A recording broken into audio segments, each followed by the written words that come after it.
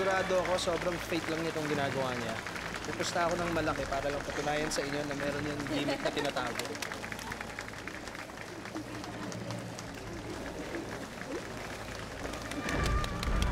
Pwede ba, Barbara, umalis na tayo dito? Baduy-baduy na nito eh. Magkatapos naman na yung palabas eh. Sandali na lang.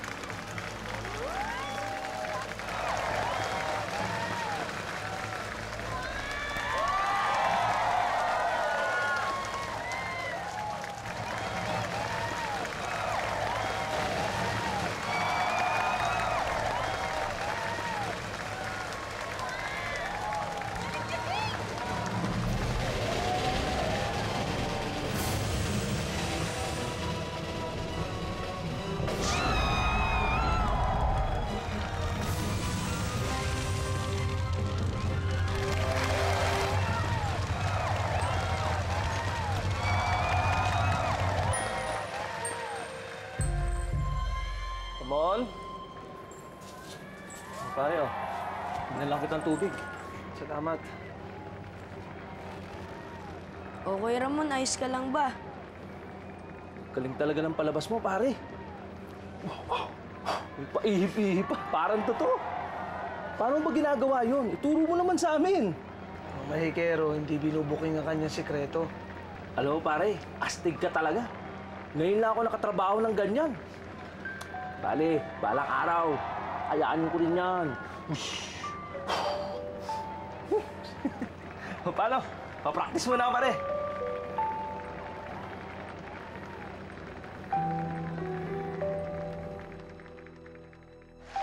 Ate, ang galing-galing ni Ramon. Totoo kaya yun, yung mga apoy-apoy niyong gano'n?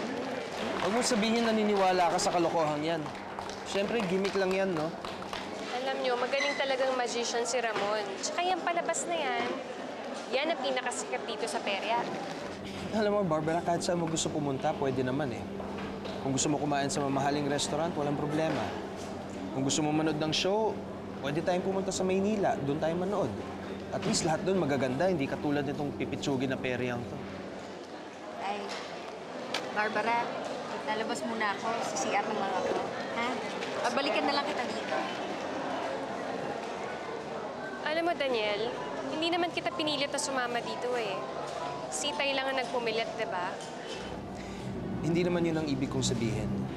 Alam mo naman nasasamahan kita kahit saan mo gusto pumunta eh. Tapatan mo nga ako. May pag-asa pa ba ako? Talagang wala na.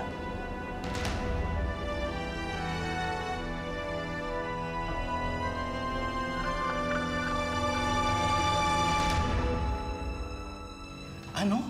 Binasted mo si Sir Daniel? Bakit? Tay. Barbara naman. Anak ng boss ko si Sir Daniel. Balang araw, siya magmamana ng buong sugar mill. Kung sakali man, kayo magkatuluyan, wala ka ng problema. Hindi mo na kailangan magtrabaho. Habang buhay, hindi mo na problemahin ang pera. Magiging maayos ang buhay mo. Pero Tay, hindi naman sapat na dahilan yun para sagutin ko yung isang tao. Kapakanan mo lang iniisip ko. Kinabukasan mo at sa mga magiging anak mo. Kung nabubuhay lang ang nanay mo eh. Sasabihin niya na sundin ko ang puso ko. Ano bang ayaw mo kay Sir Daniel? Mabait, gwapo, maraming pera. Kahit sinong babae, maswerte kung siya mapapangasawa. Tay, hindi ko mahal si Daniel.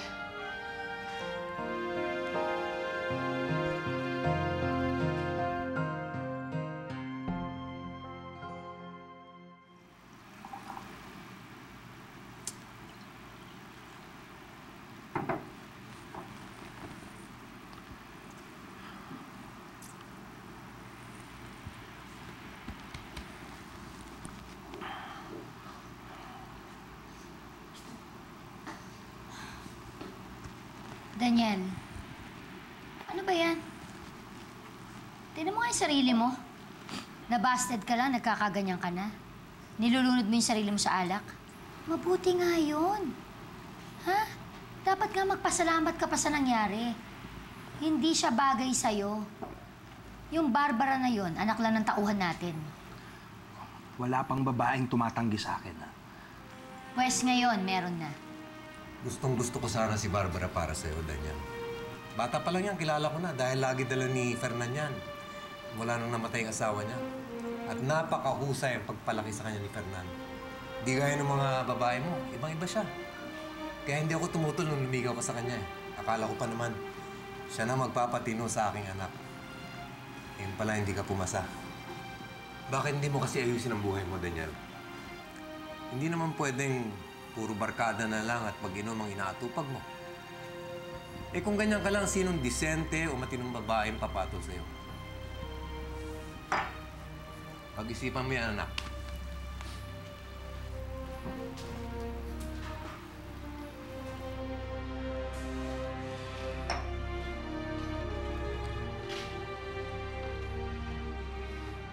Ikaw naman kasi, kung sino-sinong pinagpapatulan mong babae, mas marami dyan ang higit dun sa Barbara na yun.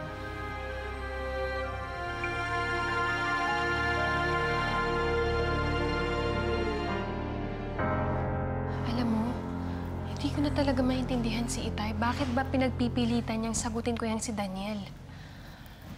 Siyempre naman, Barbara. Anak ng amo niya yun. Ayaw lang niya sigurong mapahiya doon sa boss niya. Pero Marley, hindi ko naman mahal si Daniel eh. Bakit naman kasi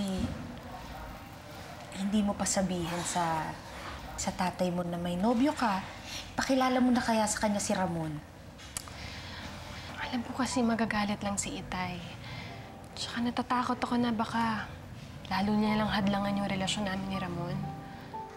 Ayoko malayo kay Ramon. Marley, mahal na mahal ko siya. Alam mo, nung unang kita ko pa lang sa kanya, alam ko siya na yung tamang tao para sa akin.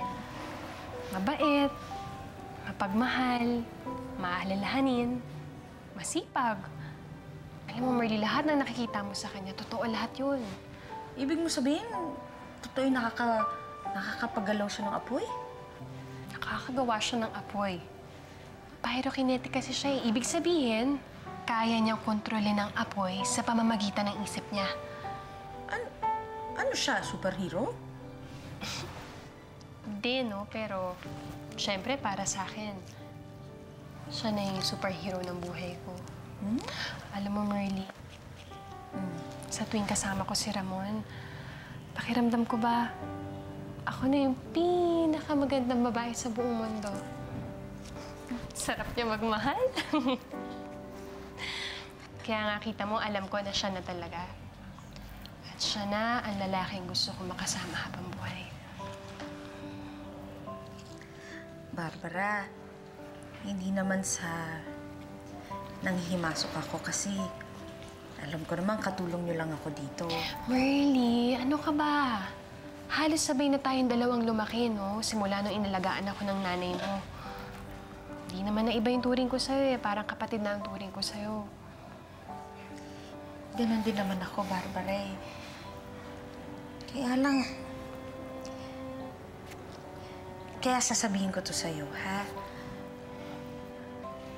Sigurado ka na ba dyan kay Ramon? Ha?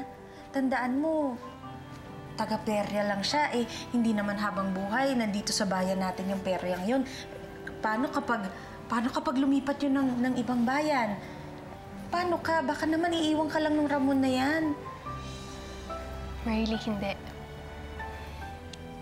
Hindi ako iiwan ni Ramon. Kasi mahal ako ni Ramon.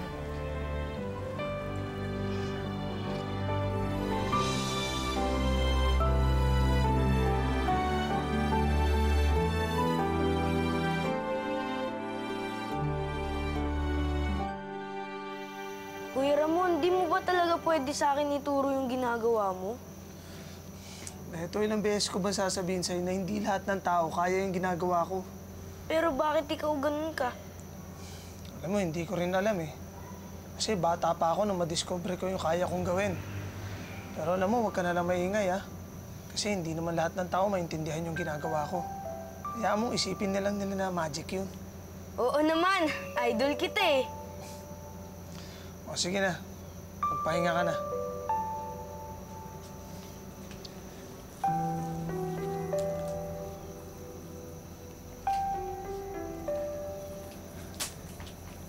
Oh, sabi ko sa'yo magpahinga ka na. Eh, kuya, may bisita ka. Sino?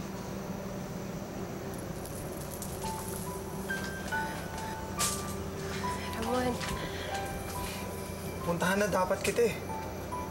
hindi na kasi ako makapag-intay eh.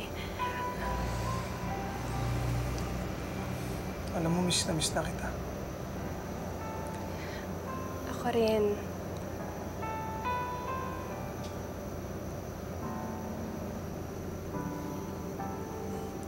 Sandali lang.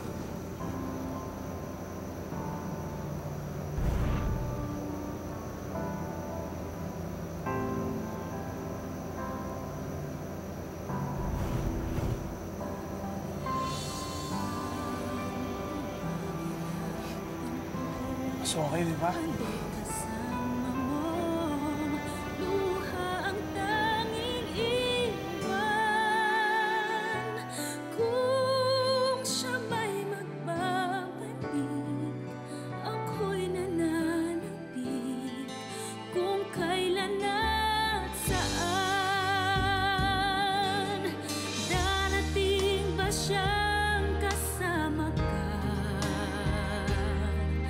Masasalubong man lang pa kita. Subalit ako'y mag-aalala kung ako ay mahal.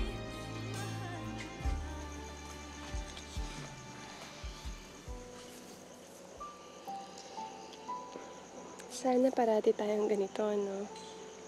Parati tayong magkasama. Lagi tayong masaya. Mahal na mahal kita, Barbara. Mahal na mahal din kita, Ramon. Alam mo, hindi ko alam kung anong gagawin ko pag nawala ka sa buhay ko. Ramon, huwag mo akong iiwan, ha? Siya nga pala, may sasabihin ako sa'yo. May sasabihin din sana ako sa'yo eh. Una ka na. Lilipat na kasi yung perya sa kabilang bayan. Pero huwag ka mag-alala, malapit lang naman dito yun eh. Aalis ka? Ramon, hindi mo ko pwedeng iwan. Kung gusto mo, sasama na lang ako sa'yo. Hindi pwede. Hindi ka naman sanay sa buhay perya. Tsaka hindi ganun buhay yung pinangarap ko para sa'yo. Mag-iipon lang naman ako eh. Pag may pera na ako, babalikan kita. Papakasal tayo. Hindi na tayo magkakahiwalay. Tsaka malapit lang yun. Gusto mo, araw-araw pa kitang dadalawin eh. Hindi mo ko pwedeng iwan, Ramon. Ramon, buntis ako.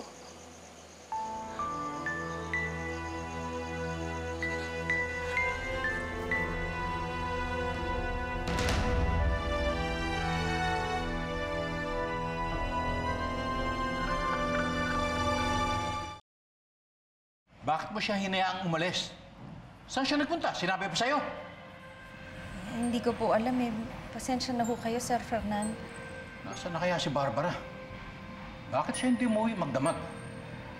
Baka kung mapapano siya. Ayun na ho pala siya. Oh, saan ka galing? Alalang-alala kami lahat sa'yo ah.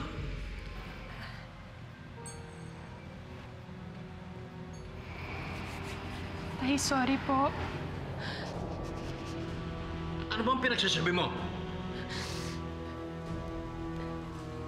Sino yung lalaking yan? Ay, buntis po ako. Si Ramon po yung ama. Tay, patawanin.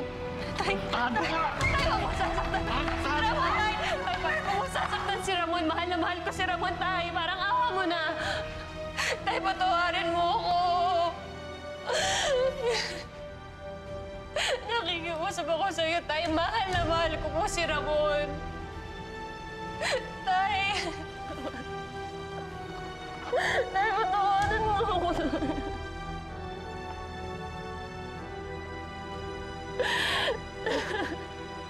Tay!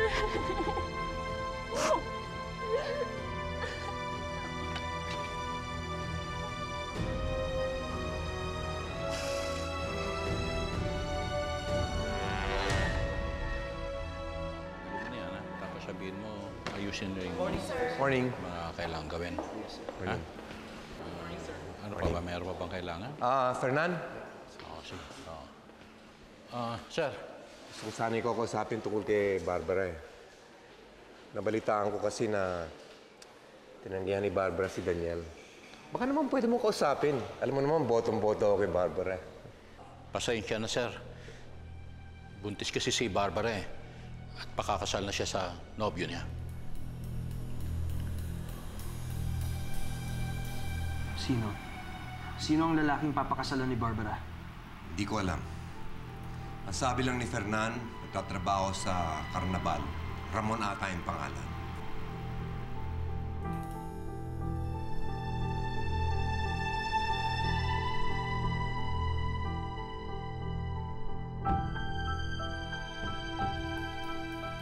Ginawa lang nila akong tanga. Ligaw pa ako ng ligaw kay Barbara. Iba na pala siyang nobyo. Ayaw mo kasing maniwala sa akin. Kita mo na kung gaano ka-flirt yung babae na yon. Maghanap ka na lang kasi ng iba. Palibhasa hindi marunong mag-alaga ng pag-aari niya ang kapatid mo.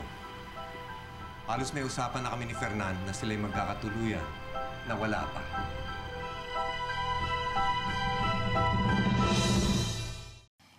Pinapangako ko po sa inyo, hindi man po ako mayaman, magsisikap po ako mabuti para mabigyan ng magandang buhay si Barbara, pati yung magiging anak namin. Wala na tayong magagawa. Nandiyan na yan eh. Ang sa akin lang, huwag mo sanang pabayaan ang anak ko. Makakaasa po kayo.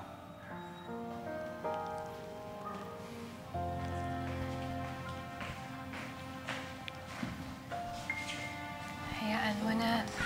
Dadating naman yung panahon na matatanggap pa rin ni Itay. Kaya mo, patutunayan ko sa kanya na magiging mabuti akong asawa at tatay sa magiging anak natin.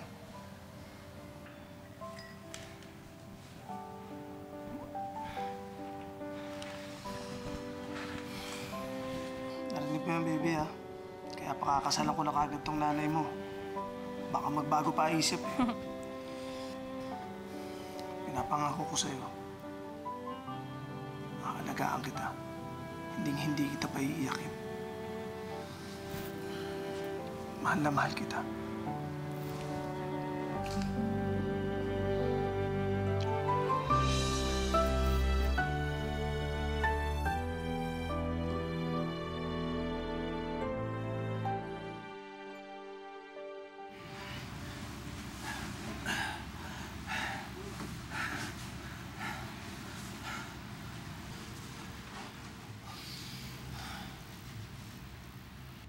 Sabi ko na nga ba type mo rin ako?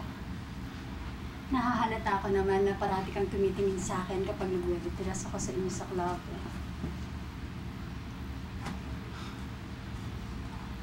Kailan tayong kikita ulit? Day off ko bukas. Nina. Hindi na tayo magkikita. Una tuling beses na to. Wala akong kukulitin. Tip mo. Anong tingin mo sa akin, bayaran?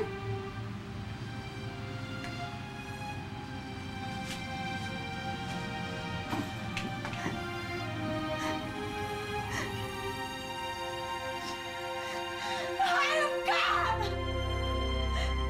Hindi ako mapok!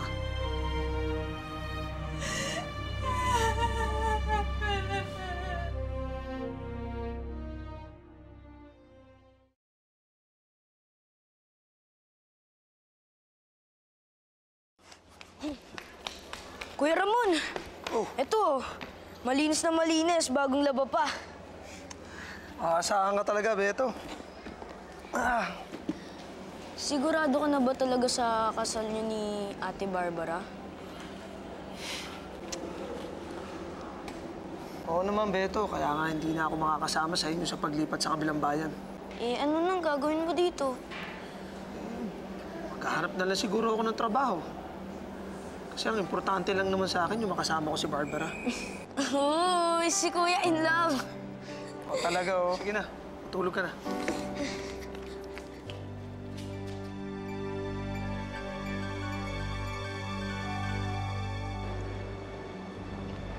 Brad, sigurado ka pa sa gagawin mo? Ano na kaya? Sir, sarado ho kami ngayon eh. Balik na lang ho kayo bukas. Ikaw ba si Ramon?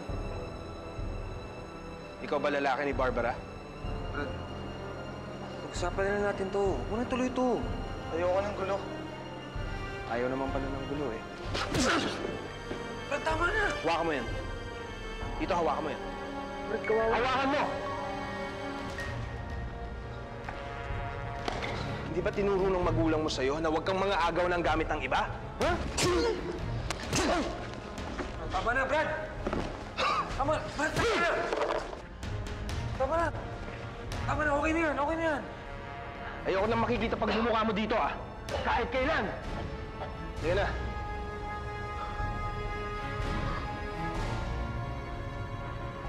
Dali.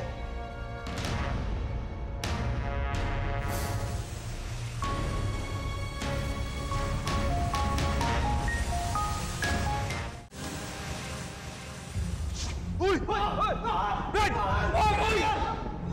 Baboy! Ano yan?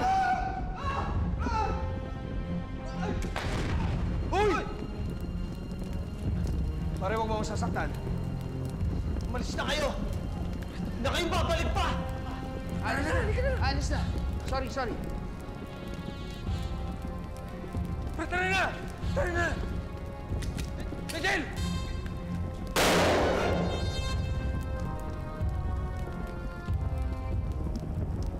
Hindi sa isang katulad mo, mapupunta si Barbara!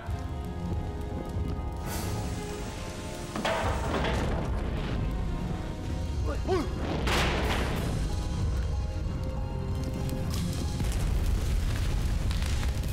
Sige na!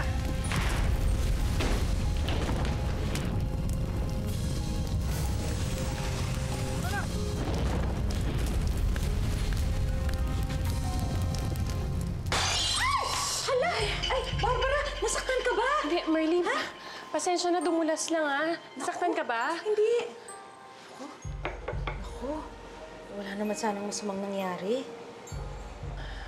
Ano ka ba naman, Merly? Masyado ka kasi nagpapaniwala sa mga pamahiin na yan, eh. Ano ba naman masamang mangyayari, eh? Kita mo, kakasal na kami ni Ramon. Kakababy pa kami. Alam mo, wala na talaga makakapigilan sa yung nararamdaman ko ngayon.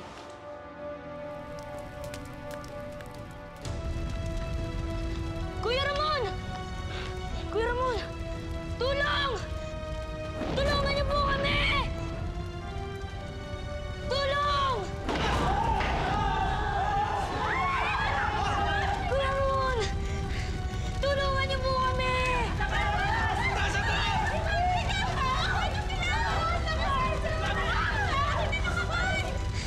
Tulong!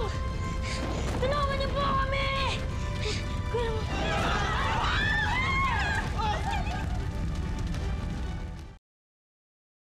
O Barbara, inumin mo to ha. Mabuti yan para sa'yo at saka dun sa bata para tumibay yung buto. Alam mo, gagawin ko talaga lahat para lang maging malusog tong anak namin ni Ramon. Alam mo, Barbara, naiingit ako sa'yo kasi tinan mo yan, buntis ka na. Samantalang kami ng asawa ko, tagal-tagal na naming magkarelasyon eh, wala man lang kaming baby hanggang ngayon. Eh, malay mo naman, ikaw na yung susunod. Tsaka, isipin mo, ha? Kung magkataon, nakakatawa dahil magiging magkalaro yung mga anak natin. Sana nga magdilang anghel ka. Naku, mahawa sana ako sa'yo, no? Tapos, naku, pag nangyari yun, Barbara papangalan ko. Naku naman. Oo, dahil ito nagsabi mabubuntis. Barbara? Ay? Barbara? Tay. Ay, sige. Ang aga niyo ho umalis, ha? Saan ho kayo galing? Gusto niyo ho kumain na ho tayo? Anak, may masamang balita ako sa'yo eh. Nasunog ang perya kagabi.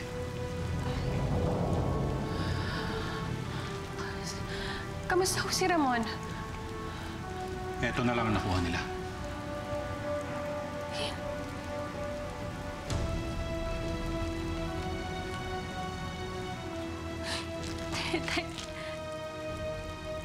Tay, buhay ko si Ramon. Sabi niyo sa akin, buhay siya. Imposible ko, tay. Tay, hindi. Sorry, anak. Wala na si Ramon.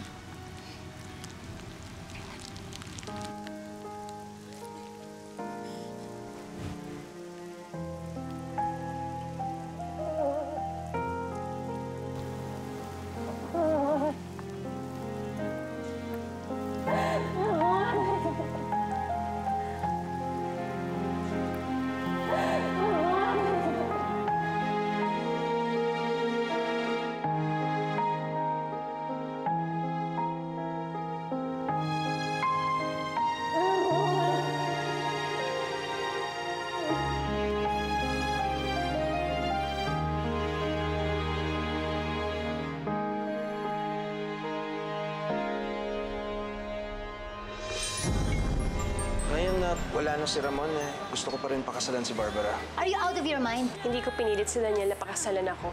Hindi ko nga maintindihan kung anong pinakain mo sa kapatid ko eh. Kung bakit nauuto mo ng gano'n. Pero ibahin mo ako.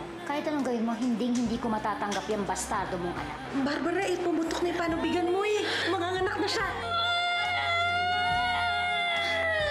Wendy, ano ba nangyari dito? Hindi ko alam eh. Bilhin na natin si Barbara sa ospital. She lost a lot of blood bago pa siya matala dito. Comatose pa rin ang pasyente sa ngayon. Nasaan na nga po ko?